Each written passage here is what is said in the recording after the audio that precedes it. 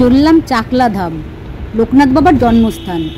যদিও এই নিয়ে একটা বিতর্ক আছে যে চাকলা না কচুয়া, তো আমরা এখন যাচ্ছি চাকলায়। বিরাটি থেকে গুমা মোড় দিয়ে ঘুরে তারপরে কি সুন্দর জায়গাটা চলে গেল। চলতে চলতে দেখলাম বেশ চারিদিকে একদম সবুজে ভরে গেছে। বুঝলাম যে না, আমরা গ্রামের মধ্যে চলে এসেছি। এই গ্রামের রাস্তাগুলো না এত ভালো লাগে, চারিদিকে এত সবুজ দেখা যায়। কলকাতা তো আমরা সবুজ দেখতেই পাই না। এই দেখো কি সুন্দর মাটির বাড়ি, তারপর কুয়োর চাক, আর এই যে দেখো সবুজ ক্ষেত পুরো একদম। তা আমরা ওইখানে রাজভোগে কি কি খেয়েছিলাম সেটাও কিন্তু আমি তোমাদের একদম ডিটেলসে দেখাবো। আর এখন রাজভোগে কি কি দেয়, তার মূল্য কত, কীভাবেই বা তোমার টিকিট কাটবে, এই সব কিছু কিন্তু আমি তোমাদের সঙ্গে শেয়ার করব। আর ওখানে একটা পুজো হয় তোমার একদম গর্ভগৃহে, যদিও ওটার জন্য তোমাকে মাথা পিছু 100 টাকা করে দিতে হবে। আহা, একবার সবুজটা দেখো, একদম চোখ জুড়িয়ে যায়। তা ওই পুজোটা আমরা দিয়েছিলাম। ওটা যদি না দাও তাহলে তোমাদের গর্ভগৃহের বাইরে বসে পুজো দিতে হবে, আর ওটা দিলে পুজোটা তোমরা গর্ভগৃহের ভিতরেই দিতে পারবে। তাই এই যে ডালার দোকান, আমরা চাকলাধাম পৌঁছে গেছি। এই যে এখান থেকে ডালা কিনে নিলাম। বিভিন্ন রকমের কিন্তু ডালা আছে, যেমন ধরো 51 টাকা, 100 টাকা, 150 টাকা, 200 টাকা। আর পেছন দিকটাতে আছে গাড়ি রাখার জন্য বিশাল বড় একটা পার্কিং জোন। গাড়ি রাখতে কিন্তু কোনো অসুবিধা হবে না। এখান থেকে আমরা ডালা কিনে নিলাম। দুটো ডালা নিয়েছি 151 টাকা করে। অনেক কিছু দিয়েছে ডালার মধ্যে।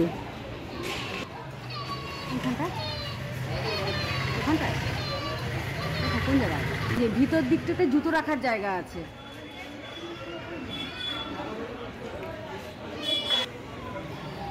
এখানে যদি কেউ দান করতে চায় তাহলে এই যে এই জায়গাটাতে দান করতে হবে, তার হিসাব মতন। তোমরা মহাপ্রসাদও দান করতে পারো। এখানে বিভিন্ন রকম দানের রেট দেওয়া আছে। দেখো এখানে আছে জুতো প্রতি জোড়া আছে 2 টাকা, আর হেলমেট 5 টাকা। এই যে এখানটাতে জুতো রেখে আমরা চললাম মন্দিরের ভেতরে। মন্দিরের ভেতরে ঢোকার মুখেই এক মাসি আমাদের তিলক কেটে দিল।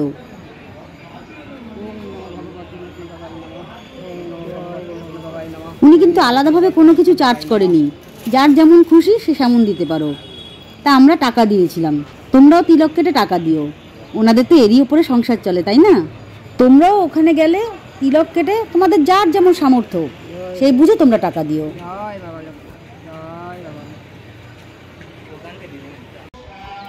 আমরা এখন চাকলায় এসে পৌঁছালাম।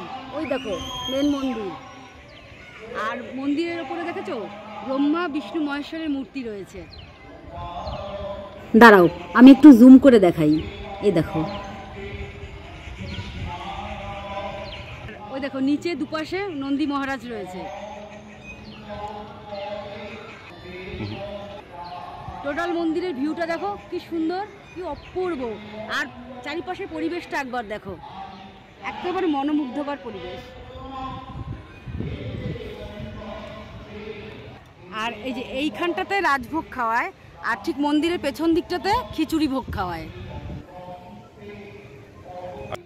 আর যখন প্রচণ্ড ভিড় হয়ে যায় তখন এই যে এইখানটা দিয়ে লাইন পড়ে। আর তোমরা যারা দূর থেকে আসছো, মানে ওখানে ধরো রাতে থাকবে মনে করছো, তারা এই সাদা বিল্ডিংটাতে থাকতে পারো। এই সাদা বিল্ডিংটাতে কিন্তু থাকার সুবন্দোবস্ত আছে। আরেকটা জিনিস তোমাদের দেখাচ্ছি, আসো আসো। এই দেখো আমার সেই জিনিস, ওই দেখো কি মজা। ওই দেখো কি ছোট ছোট ইঁচড় হয়ে রয়েছে, কি মজা লাগছে। আমাদের শহরে তো এগুলো দেখাই যায় না। দেখেছো একটা গাছে কতগুলো ইঁচড়, অপূর্ব পরিবেশ। দেখো এখানে আবার মন্দির ট্রাস্টের অ্যাম্বুলেন্স পরিষেবাও কিন্তু আছে। আমরা তোমাদের একটা জিনিস দেখিয়ে দিই, লোকনাথ বাবা যেহেতু খড়ের চালে থাকতেন, আর এই যে এই দেখো মন্দিরের চালের গুলো দেখো, খড়ের চাল কিন্তু। দেখো চলো এবার তাহলে মন্দিরের ভেতরে যাই।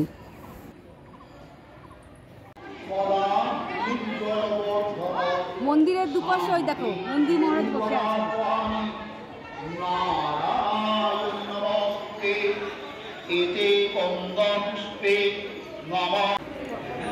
ভিতরের কারুকার্যটা দেখো কি সুন্দর, অপূর্ব। এই যে এইখানে কিন্তু টিকিট কাউন্টার আছে, তোমরা কিন্তু গিয়ে আগে টিকিটটা কেটে নেবে।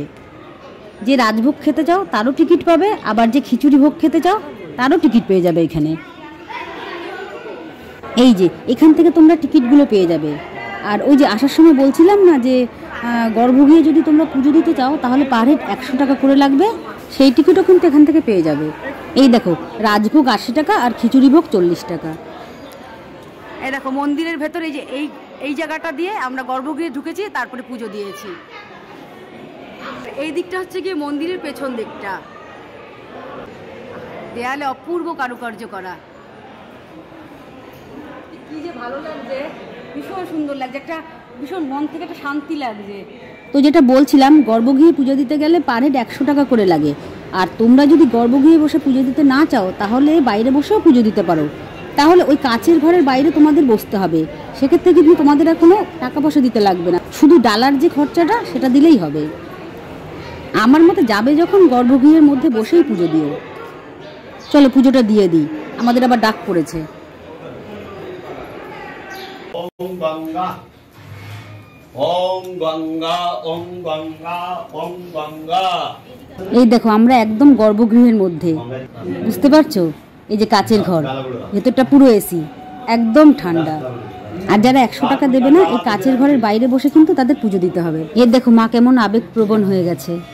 তো এখানে কিন্তু ক্যামেরা অ্যালাউ না, আমি স্পেশাল পারমিশন নিয়ে একটু ক্যামেরা করতে পেরেছি।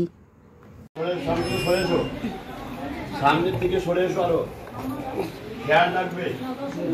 এবার মোবাইল অফ করে দাও।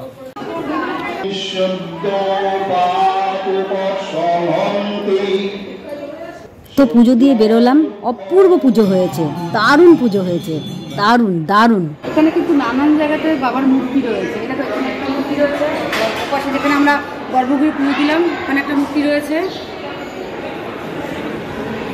এবার এই দেখো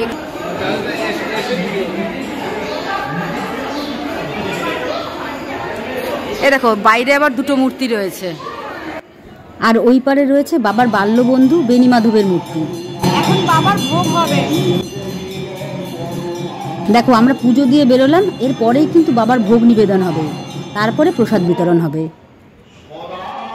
এই দেখো কাচের ঘরের বাইরের থেকে এখন আমরা দেখছি এই যে বাবার ভোগ নিবেদন হচ্ছে।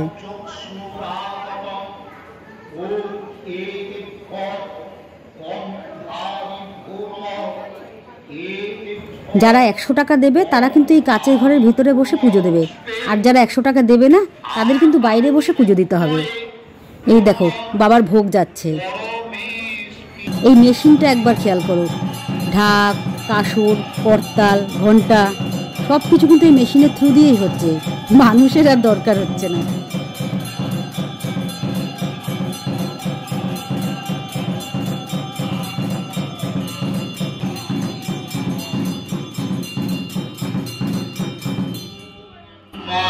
এখন মোমবাতি আর ধূপকাঠি ধরাবো।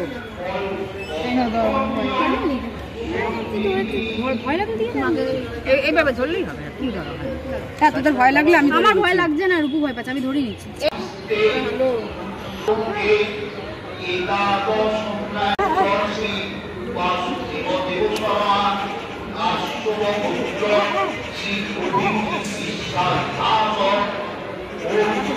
এত সুন্দরভাবে পুজো দিলাম, মনটা একদম ভরে গেল। চলো এবার মন্দিরের পিছন দিকে যাই।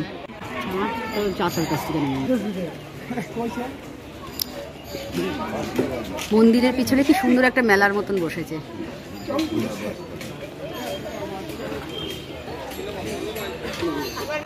যে কোনো মন্দিরে যাই না কেন, এই যে এইরকম এই যে এই দোকানগুলো থাকে না, দোকানগুলো কিন্তু দেখতে খুব সুন্দর লাগে।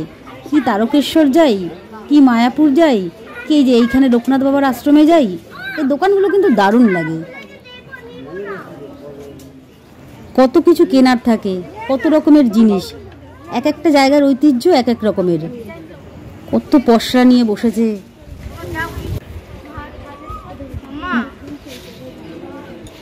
মন্দিরের পেছন দিকটাতে বাথরুমের সুব্যবস্থা আছে।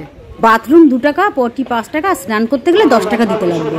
এটা হচ্ছে খিচুড়ি ভোগের ঘর, এখানে খিচুড়ি খাওয়ানো হয়। চলো তোমাদের দেখি আমি। এখানে খিচুড়ি ভোগ খাওয়ানো হয়। মাটিতে বসে বেদির ওপর খিচুড়ি রেখে তারপরে খাওয়া হয়, ভোগ গ্রহণ করা হয়। মাটিতে বসে এই বেদির ওপর খিচুড়ি ভোগ রেখে তারপরে ভোগ সেবা করা হয়।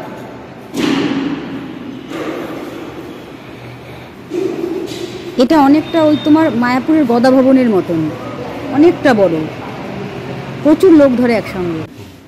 আর এই দেখো এখানটা খিচুড়ি ভোগ রান্না করা হয়। দেখতে পাচ্ছ কি বিশাল কর্মকাণ্ড। এই দেখো কি বিশাল বিশাল উনুনে আর বিশাল বিশাল কড়াইতে ভোগ রান্না করা হয়। এই দেখো কত কাঠ, এই কাঠ দিয়েই কিন্তু রান্না করা হয়। দেখো ভোগ খেয়ে বাইরে এসে যেখানে কল আছে কলে হাত ধরা হয়। আমাদের রাজভোগ খাওয়ার টাইম হয়ে গেছে, চলো তার আগে একটু চা খেয়ে নিই। এখানে দিদির দোকানে আসলাম চা খেতে, মা খাবে চা, আমরা খাবো ফ্রুটি। এই যে আমরা এই দিদির দোকানে এসেছি। ও দিদি তোমার নামটা বলো। রূপালী কর্মকার মন্দিরের পিছনের দোকান। আচ্ছা, রূপালী কর্মকার মন্দিরের পেছনে দোকান।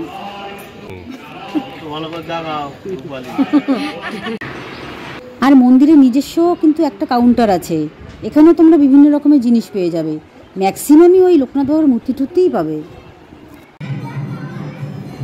এখন চলো তাহলে তোমাদের মন্দিরের দোতলাটা একবার ঘুরিয়ে নিয়ে আসি। দোতলাটা যদিও একই রকমের নিচতলার মতনই, অত বিশেষ কিছু দেখাবার নেই, তাও এসেছি যখন একবার ঘুরেই যাই। আমরা এখন বাবার মন্দিরের দোতলায় এসেছি।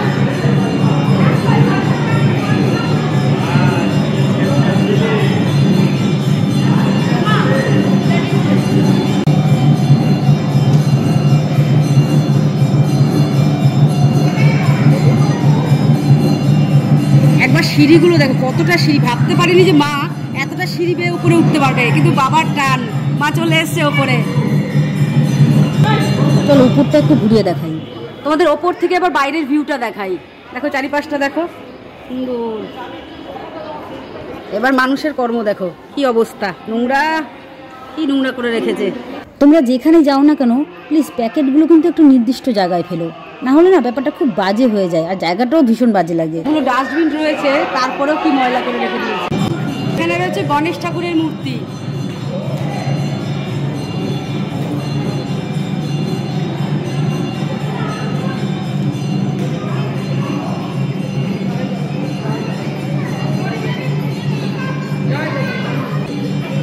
এখানে অনেকেই জগন্নাথ, বলরাম, সুভদ্রা, লোকনাথ বাবা, গৌরনিতাই, আবার আরো সব রয়েছে।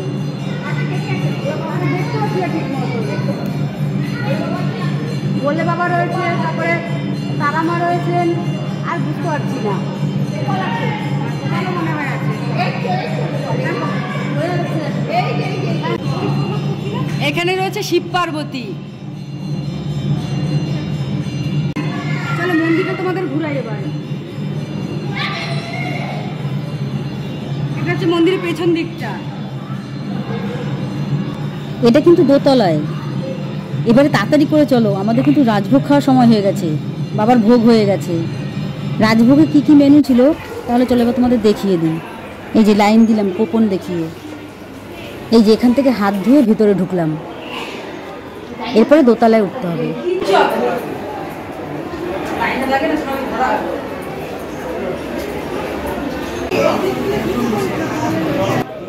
ওরে বাবা, উঠে দেখি বিশাল হলঘর আর প্রচুর লোক ধরে, তো বসে গেলাম।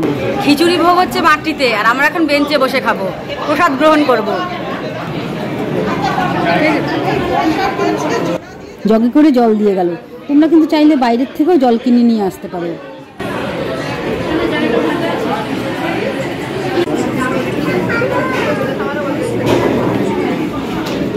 কাগজের প্লেট দিয়ে গেল, এরপর প্রথমেই দিয়ে গেল গরম গরম খিচুড়ি, তারপরে আলু কুমড়োর তরকারি,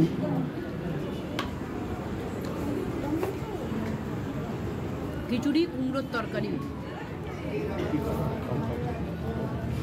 একদম গরম গরম কিন্তু।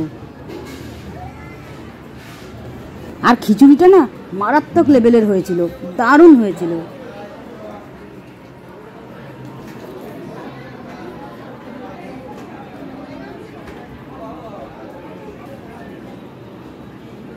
এরপরে আসলো পোলাও।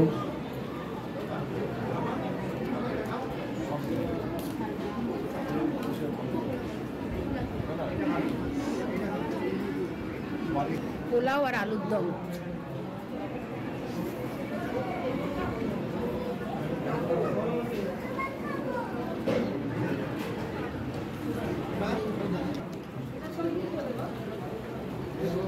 আর বারবার করে সাধছে প্রত্যেকটা জিনিস, কিন্তু যে যতবার চাইবে ততবারই দেবে। খিচুড়িটা এত ভালো হয়েছে, আমি পোলাও ছেড়ে আবার খিচুড়ি নিলাম।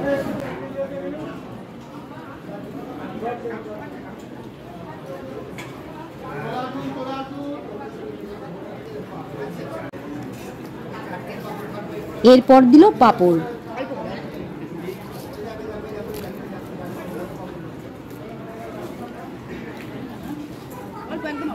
তারপর চাটনি।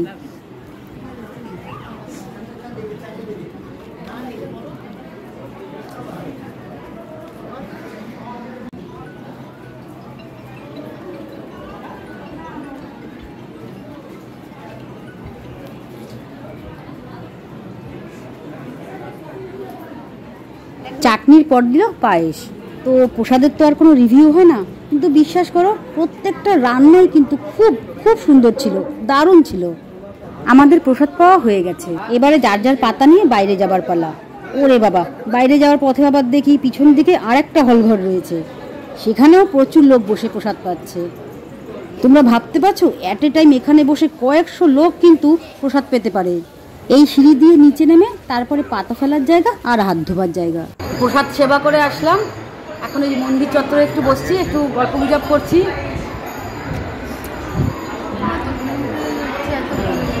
মা তো এনকাছে পাঞ্চি পাচ্ছে। এখানে দেখি অনেক লোকই বসে রয়েছে, কেউ কেউ আবার শুয়েও পড়েছে।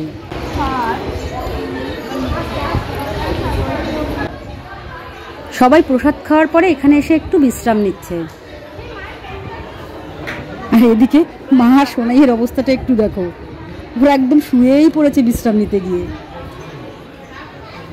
তো চলো এবারে যাওয়ার পালা।